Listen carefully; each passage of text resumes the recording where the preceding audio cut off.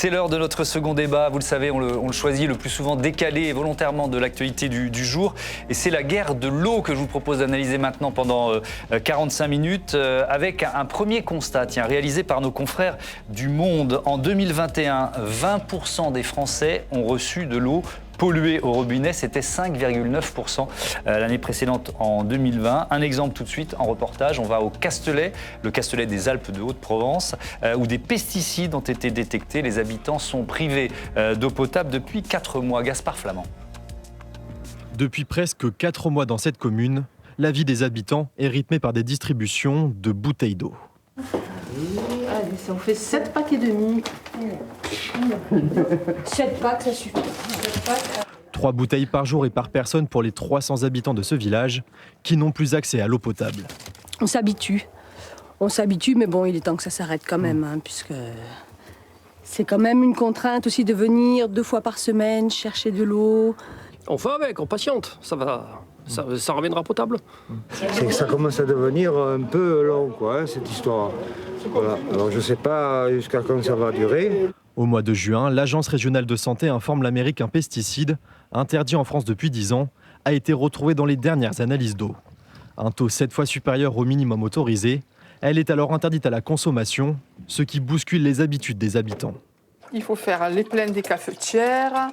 On est obligé de l'utiliser pour la cuisson des pâtes, de la soupe.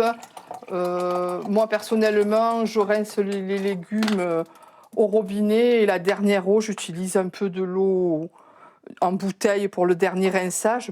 Une consommation de plastique qui dérange ce couple de retraités et pour qui les pouvoirs publics devraient s'intéresser davantage à la question de l'eau. À l'âge que j'ai, je ne me fais plus vraiment beaucoup de soucis pour moi-même, mais je suis inquiet pour mes petits-enfants parce que la qualité de l'eau dégradée, c'est un vrai problème de santé publique. Donc oui, on a peut-être consommé de l'eau polluée par le passé avant qu'on fasse les nouvelles analyses. Bon, on s'en est quand même sorti. Aujourd'hui, la source de cette pollution n'est pas encore identifiée, mais il y a 2 suspects principaux. Les premiers, les vergers de pommiers sur les hauteurs du village, dont les pesticides pourraient se retrouver dans les nappes phréatiques et donc contaminer l'eau. Certains pointent également du doigt les produits utilisés pour nettoyer les hectares de panneaux solaires situés à quelques mètres des pommiers. À la demande du procureur de la République, une enquête est en cours pour éclaircir cette situation. Le maire de la commune n'attend qu'une chose, être fixé. Une enquête pour savoir d'où la provenance de cette pollution, savoir si c'est d'origine industrielle, agricole ou accidentelle, occasionnelle. Accidentelle, occasionnelle, on a un peu un doute parce que les taux depuis ne baissent pas forcément. On attend avec impatience le résultat de cette enquête pour savoir d'où provient ce problème. Et je pense que ce sera encore assez long, malheureusement.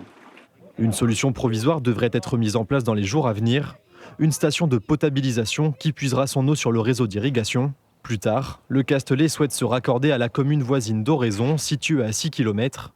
Mais les travaux sont coûteux, entre 800 000 et 1 million d'euros.